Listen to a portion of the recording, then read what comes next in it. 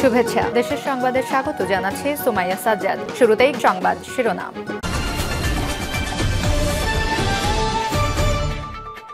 আসসালামু আলাইকুম। আপডেট বাংলা সংবাদে আপনাকে স্বাগত। শুরুতেই শিরোনাম, পরে বিস্তারিত। হুটহাট জামিন নয়, বিবেচনা করে দেবেন বলল আসিফ নজরুল।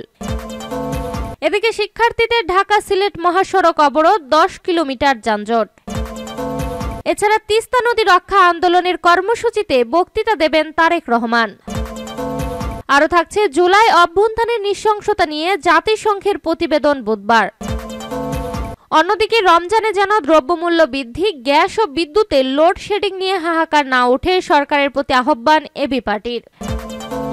এবং সর্বশেষ জানিয়ে দেব, ভিডিও ভাইরাল, হাসিনাকে আরো হিংস্র হয়ে উঠতে যেভাবে উৎসাহ জুগিয়েছিল দোসর সাংবাদিকরা।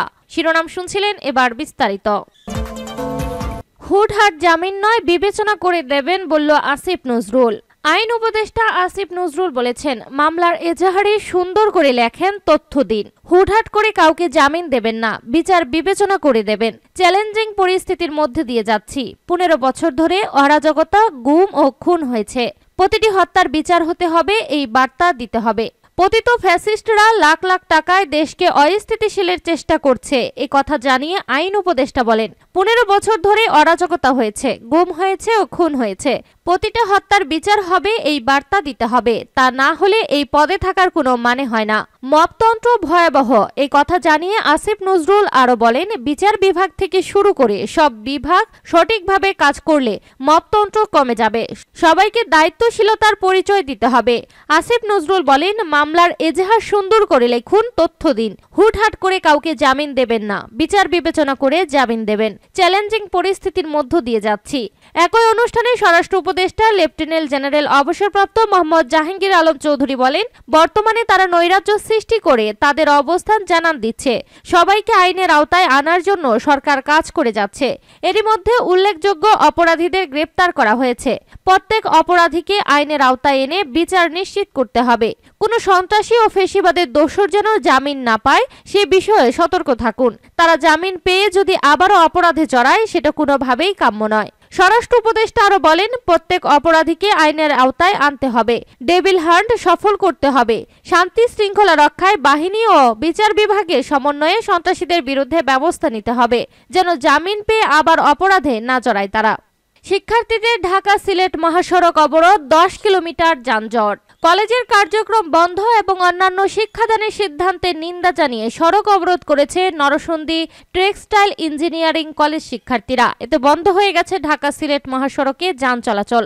মঙ্গলবার 11 ফেব্রুয়ারি বেলা 11:30 থেকে শাহপ্রতাপে সড়ক অবরোধের ফলে ঢাকা সিলেট মহাসড়কে অন্তত 10 কিলোমিটার অঞ্চল জুড়ে দীর্ঘ যানজটের সৃষ্টি হয়েছে।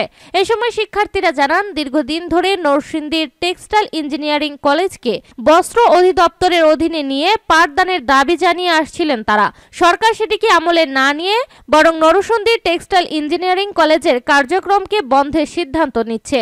পাশাপাশি এই কলেজের শিক্ষার্থীদের টাঙ্গাইলের কালীহাতি ইঞ্জিনিয়ারিং কলেজে হস্তান্তরের পরিকল্পনা করেছে, যেটি শিক্ষার্থীদের জন্য অপমানজনক। সেই সাথে বন্ধ হয়ে যাবে এই কলেজটি, যা শিক্ষার্থীরা কোনোভাবেই মেনে নেবে না।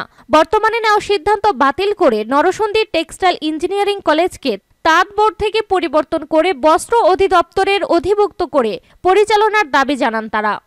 তিস্তা নদী রক্ষা আন্দোলনের কর্মসূচিতে বক্তৃতা দেবেন তারেক রহমান। তিস্তার পানি বন্টন ও নদী প্রকল্প বাস্তবায়নের দাবিতে কর্মসূচি দিয়েছে তিস্তা নদী রক্ষা আন্দোলন। আগামী 17 ও 18 ফেব্রুয়ারি তিস্তা তীরবর্তী অঞ্চলে অবস্থান কর্মসূচি পালন করা হবে।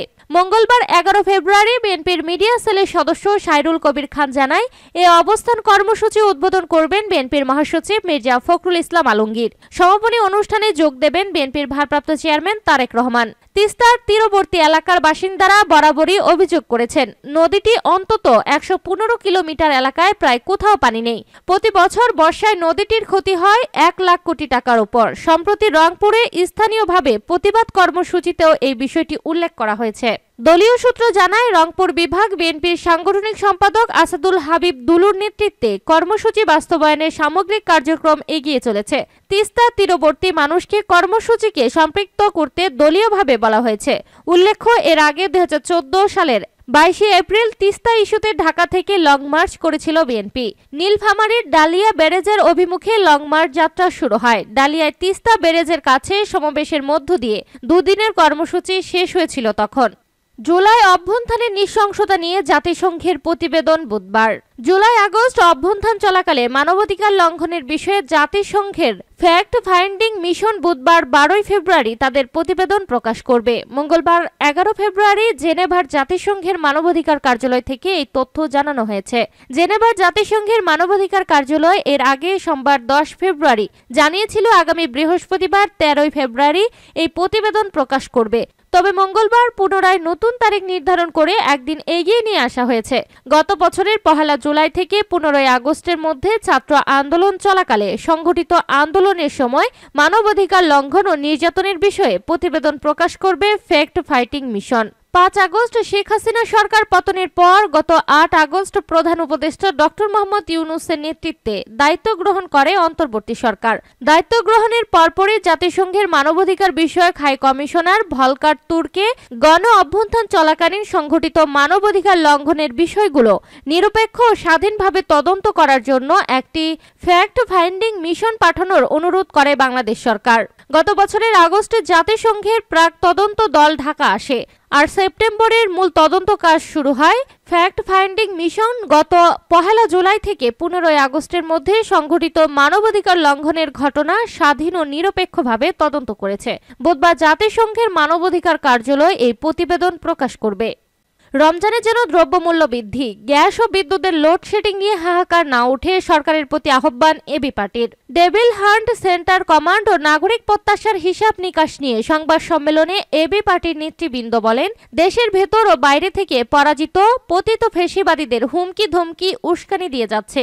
আইন শৃঙ্খলা রক্ষায় ব্যর্থতা, অনৈতিক ও রাজনৈতিক অস্থিরতা, গণ অভ্যুত্থানের পক্ষ শক্তিগুলোর ঐক্যসহ সংস্কার ও নির্বাচন প্রশ্নে ঐক্যমত্যে পৌঁছাতে ব্যর্থতায় গভীর উদ্বেগ প্রকাশ করেছে আমার বাংলাদেশ পার্টি এবি পার্টি।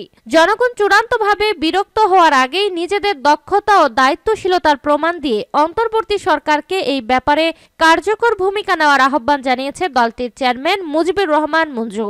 11 ফেব্রুয়ারি মঙ্গলবার অন্তর্বর্তী সরকারের 6 মাস ডেভিল হান্ট সেন্ট্রাল কমান্ড ও নাগরিক প্রত্যাশার হিসাব নিকাশ নিয়ে এক সংবাদ সম্মেলনের আয়োজন করে এবি পার্টি। সংবাদ সম্মেলনে দেওয়া বক্তব্যে মুজিবুর রহমান মঞ্জু বলেন, অন্তর্বর্তী সরকারের গত 6 মাস ছিল নানা প্রতিকূলতাময়। 180 দিনে 150টির মতো আন্দোলন ও অবরোধ গণতান্ত্রিকভাবে তারা মোকাবেলা করেছে। ভারতের ষড়যন্ত্রে সৃষ্ট বন্যা ও সাম্প্রতিক সংঘাত বাঁধানোর ঝুঁকি, ব্যাপক নিয়োগ বদলি, প্রশাসন সহ বিভিন্ন ক্ষেত্রে বঞ্চিতদের পদোন্নতি ও পদায়ন, দুর্নীতিগ্রস্ত প্রকল্প বাতিল, হাজার হাজার মিথ্যা মামলা প্রত্যাহার, অন্যায়ভাবে গ্রেপ্তারকৃতদের মুক্তি, দেউলিয়া হওয়া আর্থিক খাতে শৃঙ্খলা ফেরনের, সর্বোপরি ফ্যাসিবাদের রেখে যাওয়া অনিয়ম ও লুটপাটের ধ্বংসস্তূপ থেকে দেশকে ঘুরে দাঁড় করানোর বিরাট চ্যালেঞ্জ ছিল তাদের কাঁধে। 6 মাসে এসব কাজের বিরাট ধকল গেছে এই সরকারের উপর। সেজন্য তাদেরকে অবশেষে ধন্যবাদ ও দেশবাসীর পক্ষ থেকে তাদের প্রতি আবারও আমাদের সমর্থন পূর্ণ ব্যক্ত করছি। কিন্তু কথা হলো, সরকারের কাছে আমাদের প্রত্যাশা কি শুধু এইসবের মধ্যেই সীমাবদ্ধ? নিশ্চয়ই তা নয়। তিনি বলেন, ছাত্র জনতার আকাঙ্ক্ষা ছিল একটি নতুন রাজনৈতিক বন্দোবস্ত। তারা রাষ্ট্রের মেরামত চেয়েছে। তারা শুধু শাসকের পরিবর্তন নয়, শাসন ব্যবস্থার পরিবর্তন চেয়েছে। ফ্যাসিবাদী ব্যবস্থার বিলোপ ছিল তাদের অন্যতম আকাঙ্ক্ষা। সংস্কার ও নির্বাচন প্রশ্নে গণ অভ্যুত্থানের পক্ষ শক্তিগুলোর ঐনক্য হতাশা প্রকাশ করে তিনি বলেন, আমরা অন্তর্বর্তী সরকারের প্রধানকে প্রথম দিনই বলেছিলাম, আপনি রাজনৈতিক দলগুলোর সাথে সমন্বয় করার জন্য একটি টিম গঠন করুন। কিন্তু একজন উপদেষ্টার অনীহার কারণে তিনি সেটা করেননি। যে দলগুলো জুলাই আগস্টে কাঁধে কাঁধ মিলিয়ে সংগ্রাম করেছে, তারা আজ একে অপরকে হেয় করে কথা বলছে। অযথা বাক যুদ্ধে জড়িয়ে তারা বিভেদ বাড়াচ্ছে। এর দায় সরকার এড়াতে পারে না। তিনি বলেন, সরকার বলেছে 5 মাসে অর্থনীতি ঘুরে দাঁড়িয়েছে, অর্থনীতির 10% উন্নতি হয়েছে। আগামী জুলাই মাসে মূল্যস্ফীতি 7% কমে আসবে। মজুত ও সরবরাহ স্বাভাবিক রাখতে চলতি বছরে 9 লাখ টন খাদ্যশস্য আমদানি করা হবে। আমরা এসবের প্রতিফলন বাজারে দেখতে চাই। রমজানে যাতে কোনো হাহাকার না ওঠে, লোডশেডিং পরিস্থিতি যেন মানুষকে বিক্ষিপ্ত না করে। তিনি বলেন, খেটে খাওয়া মানুষেরা সংস্কার বা নির্বাচন নিয়ে চিন্তিত নয়, তারা বেশি চিন্তিত কোনো রকম খেয়ে পড়ে বেঁচে থাকার নিশ্চয়তা নিয়ে। দ্রব্যমূল্য ও নিরাপত্তা নিয়ে জনগণ চূড়ান্তভাবে বিরক্ত হওয়ার আগেই নিজেদের দক্ষতা ও দায়িত্বশীলতার প্রমাণ দেওয়ার জন্য তিনি সরকারের প্রতি আহ্বান জানান। ভিডিও ভাইরাল, হাসিনাকে আরো হিংস্র হয়ে উঠতে যেভাবে উৎসাহ জুগিয়েছিল দোসর সাংবাদিকরা। ফ্যাসিস্ট হাসিনার গণহত্যা চালিয়ে ভারতে পালানোর ঘটনা 6 মাস পেরিয়েছে। টানা দীর্ঘ 16 বছরে শাসনামলে তাকে ফ্যাসিস্ট ও হিংস্র হয়ে ওঠার পেছনে গুরুতরভাবে ভূমিকা রেখেছিল কিছু গণমাধ্যম ও দোসর সাংবাদিকরা। হাসিনাকে ক্ষমতায় ফেরাতে আবারও তৎপর হতে দেখা যাচ্ছে গণমাধ্যমের এই দোসরদের। এমত অবস্থায় আওয়ামী দোসর সাংবাদিকদের বিরুদ্ধে ব্যবস্থা নেওয়ার দাবি আরও জোরদার হয়েছে। সম্প্রতি পুরনো একটি ভিডিও ভাইরাল হয়েছে, যেখানে দেখা যাচ্ছে দোসর সাংবাদিকরা কিভাবে সাবেক স্বৈরাচার শেখ হাসিনাকে ছাত্র জনতার আন্দোলন দমনে আরও হিংস্র হয়ে উঠতে উৎসাহ জুগিয়েছিলেন। তারা হাসিনার মানবতা বিরোধী কর্মকাণ্ডের নগ্ন সমর্থন, দমন পীড়নমূলক কর্মকাণ্ডের প্রশংসা ও নির্লজ্জ চাটুকারিতার মাধ্যমে রক্তপিপাসু হাসিনাকে আরও ভয়ঙ্কর, নিপীড়ক ও গণহত্যাকারী হয়ে উঠতে উৎসাহ জুগিয়েছে বলে মনে করেন সচেতন মহল। জানা যায়, ভাইরাল ভিডিওটি গত বছরের 24 জুলাইয়ের। ইন্টারনেট বন্ধ করে গণহত্যা চলাকালে প্রধানমন্ত্রীর কার্যালয়ে গিয়ে হাসিনার সঙ্গে মতবিনিময়ের নামে তার চাটুকারিতা করেন বাছাইকৃত দোসর সাংবাদিকরা। হাজার হাজার হতাহত ছাত্র জনতার জন্য তাদের বিন্দুমাত্র সমালোচনা করতে দেখা তো যায়নি, উল্টো বিটিভি ভবন ও মেট্রো রেলের জন্য মায়া কান্না এবং প্রশাসনের ক্র্যাকডাউনের প্রশংসা করে নরপিচাস হাসিনাকে রক্তাক্ত দমন পীড়নে আরও উৎসাহ দেন। নেটিজেনরা বলেছেন, ফ্যাসিস্ট গণমাধ্যম ও দোসর সাংবাদিকরা সবচেয়ে ন্যাক্কারজনকভাবে হাসিনার গুম, খুন, লুটপাট ও গণহত্যার সহযোগী হয়ে উঠেছিল। অন্য যে কোনো গোষ্ঠী বা সংস্থার চেয়ে সাংবাদিকরা তার ফ্যাসিস্ট হয়ে ওঠার পেছনে বেশি ভূমিকা রেখেছে। তাদের বেশিরভাগই এখনও ধরাছোঁয়ার বাইরে রয়েছে। ডক্টর ইউনূস সরকারের এই উদারতা ও শিথিলতার সুযোগ নিয়ে তারা আবারও হাসিনাকে পুনর্বাসনে মরিয়া হয়ে উঠেছে। চলমান অপারেশন ডেভিল হান্ট এই ফ্যাসিস্ট সাংবাদিকদের গ্রেপ্তারের দাবি জানিয়েছেন নাটাগরিকরা। ভাইরাল ভিডিওটিতে বাংলাদেশ প্রতিদিনের তৎকালীন সম্পাদক নাঈম নিজাম বলেন, যেভাবে গাড়িগুলো পুড়ে আছে, কঙ্কাল পড়ে আছে, মনে হলো যে একটা গাজা বা সিরিয়ার একটা দৃশ্য। যেভাবে ভবনগুলো পুড়িয়ে দেওয়া হলো পরিকল্পিতভাবে হামলা করে। নাগরিক টিভির তৎকালীন হেড অব নিউজ দীপ আজাদ বলেন, আমরা সাংবাদিকরা যখন যাচ্ছি আগুনে যাতে তারা পুড়ে যায় সেজন্য ড্রাইভার ও রিপোর্টার কেন বের হয়েছে এজন্য তাদের রাস্তায় ফেলে পিটিয়েছে। ৭১ টিভির তৎকালীন head of news Shakil Ahmed বলেন, কেবল দেশি চক্রান্তকারীরা নয়, এর পেছনে ট্রেড বিদেশি চক্রান্তকারী যুক্ত ছিল এবং তার সাথে অ্যালাইনমেন্ট করে বিদেশি যারা ষড়যন্ত্রকারী বা দেশবিরোধী আছে তারাও সেখানে ছিল। ভিডিওটিতে গ্লোবাল টিভির সিইও সৈয়দ ইমতিয়াজ রেজাকে বলতে শোনা যায়, মানুষের জীবনে যখন অনেক অস্বস্তি ছিল, আজকে যখন আপনি অফিস খুললেন আমি পথে ছিলাম, মানুষের মধ্যে উদ্বেগ ছিল কিন্তু মানুষের মধ্যে উল্লাসও ছিল। তারা অফিস করতে যাচ্ছে, কাজ করতে যাচ্ছে। ভোরের কাগজের সম্পাদক ও জাতীয় প্রেস ক্লাবের সাবেক সাধারণ সম্পাদক শ্যামল দত্ত বলেন, তারা বেছে বেছে আপনার অর্জনগুলোকে টার্গেট করেছে। মেট্রো রেল, ব্রিজ, এক্সপ্রেসওয়ে আপনার যে অর্জনগুলো সেগুলো টার্গেট করেছে। পাশের ভবনগুলো ভাঙেনি, এই ভবনটা ভেঙেছে। ফলে টার্গেট ছিল একেবারে সুপরিকল্পিত। তারা এই ছাত্রদের আন্দোলনকে পুঁজি করে এটা করছে। হাসিনার দোসর মঞ্জুরুল ইসলাম মঞ্জু বলেন, রাষ্ট্রের 3টি স্তম্ভকে অকেজো করে 4র্থ স্তম্ভ গণমাধ্যমও অকেজো করতে হবে। তার মানে পুরো বিষয়টা হলো তাদের গোটা টার্গেটই ছিল রাষ্ট্রকে অকেজো করা। ৭১ টিভির প্রধান সম্পাদক মোজাম্মেল হক বলেন, কোটা সংস্কার আন্দোলনকে ঢাল হিসেবে ব্যবহার করে ৭১, ৭৫ ও 111-এর সকল কুচক্রীরা এক হয়ে যখন বাংলাদেশকে ধ্বংসের এক মহাযজ্ঞে নেমেছিল, মূলত জামায়াত শিবির, অন্যান্য ইসলামী জঙ্গি, বিএনপি এবং আমাদের ১-১১-র কুশীলবদের যে ষড়যন্ত্র ফুটেজ দেখলেই তা স্পষ্ট। জাতীয় প্রেস ক্লাবের সাবেক সভাপতি ও নাঈম নিজামের স্ত্রী ফরিদা ইয়াসমিন বলেন, মাননীয় প্রধানমন্ত্রী, আপনি বঙ্গবন্ধুর কন্যা।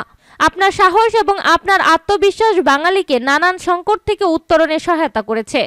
উল্লেখ্য, গত বছরের 29 অক্টোবর জানানো হয়, দেশের বিভিন্ন গণমাধ্যমে আওয়ামীপন্থী 20 জন সাংবাদিকের অ্যাক্রিডিটেশন কার্ড বাতিল করেছে তথ্য অধিদপ্তর। এর আগে তথ্য সম্প্রচার মন্ত্রণালয়ের তথ্য অধিদপ্তর থেকে এই সংক্রান্ত আদেশ জারি করা হয়।